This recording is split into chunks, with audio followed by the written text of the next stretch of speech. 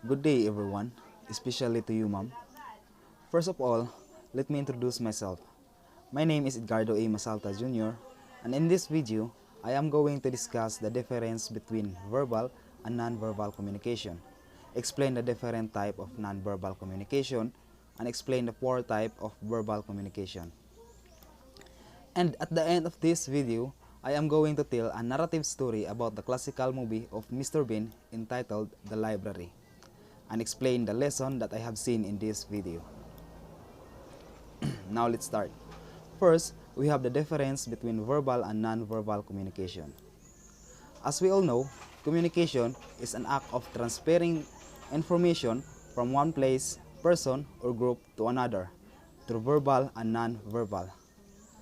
Now, the difference between these two are in verbal communication, it only uses a single channel of communication, which is the human voice.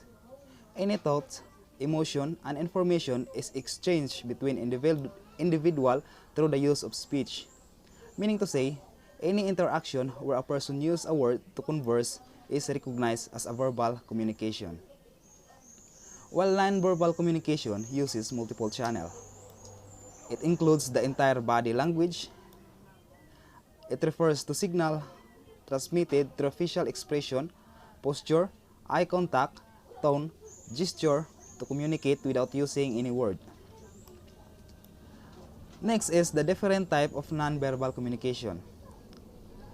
We have a nine types of non-verbal communication, namely the facial expression, gesture, paralinguistic, body language or posture, proxemics, eyes gaze, haptics, appearance, and artifacts. First, we have the facial expression. It is one of the common form of non-verbal communication. It can tell us about people's personalities, emotion, motivation, or intent. In gestures, it includes the movement of the hand, face, or other parts of the body.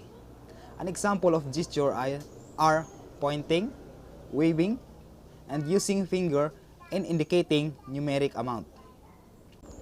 Next is the paralinguistic. It refers to a vocal communication that is separate from the actual language or a non-language element of speech. Examples are the tone of voice, speed, loudness, inflection, and pitch. Next is the body language or posture.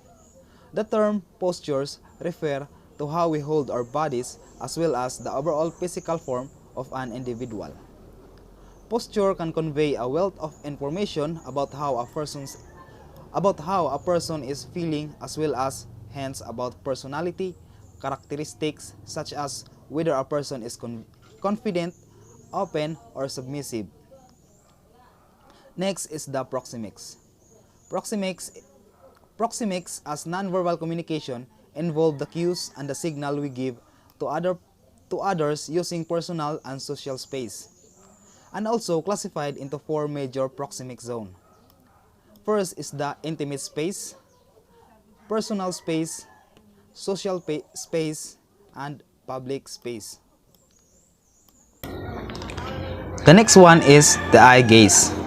The eyes plays an important role in non-verbal communication. These show a range of emotion that words won't always speak. Next is haptics. Haptics in non-verbal communication refers to the sense of touch.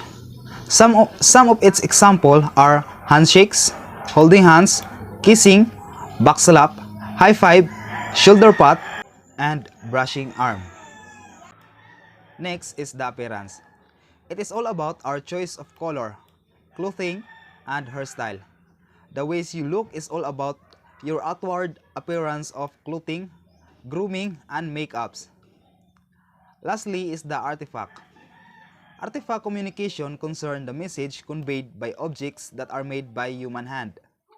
Some examples of artifacts include jewelry, uniforms, and other accessories. Now let's proceed to number 3, which is the four types of verbal communication. The four types of verbal communication are intrapersonal, interpersonal, small group, and public communication.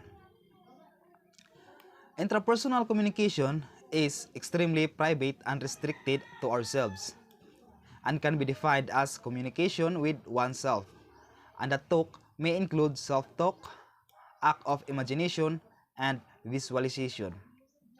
While an interpersonal communication is the exchange of information between two or more people, in contrast to the other form of communication, it is interactive and relational.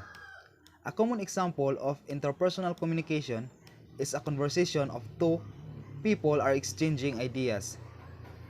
In small group communication, it consists of three or more people who shared a common goal and communicate collectively to achieve it.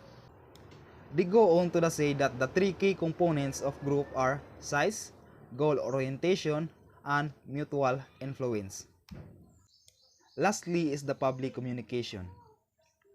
Public communication can be defined as strategic communication to convey ideas, program, thoughts, presentation, data, and propaganda to the masses or audience.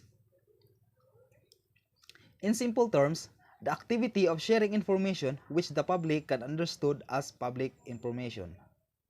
Advertisement, magazine, article, and website are some examples of public communication. And now, let's proceed in the Mr. Bean's video entitled The Library. In the video of Mr. Bean, he entered a library to draw a picture from a book. When he started drawing, he sneezed and he didn't notice that his paper flew. After apologizing to the other person on the library, he continued on drawing. But instead of the paper, he drew on the actual page on the book.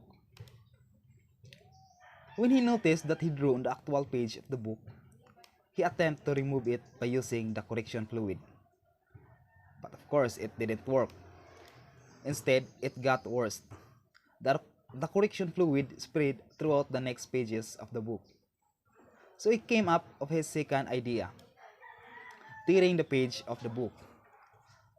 At the first page, upon tearing, he pretended to sneeze to cover up the sound of tearing page. The same in the second page. After tearing the page, there's still some of page left. So his idea of removing it is using a cutter knife. When he started cutting the pages, he pushed the cutter too much and cut the other pages and make it even worse. When the librarian came to tell that it is time to go, his final attempt to solve his problem was swapping his book to the other person in the table. It almost go well, but when he almost leave the library, he forgot something. It is the bookmark that he used in his first book. Next is the lesson that I have learned in this video. In the video, I noticed that both the characters are using a non-verbal communication. They convey their message using sign language, facial expression, gesture, and paralinguistic. Maybe because they were inside the library and it is prohibited to make any noise.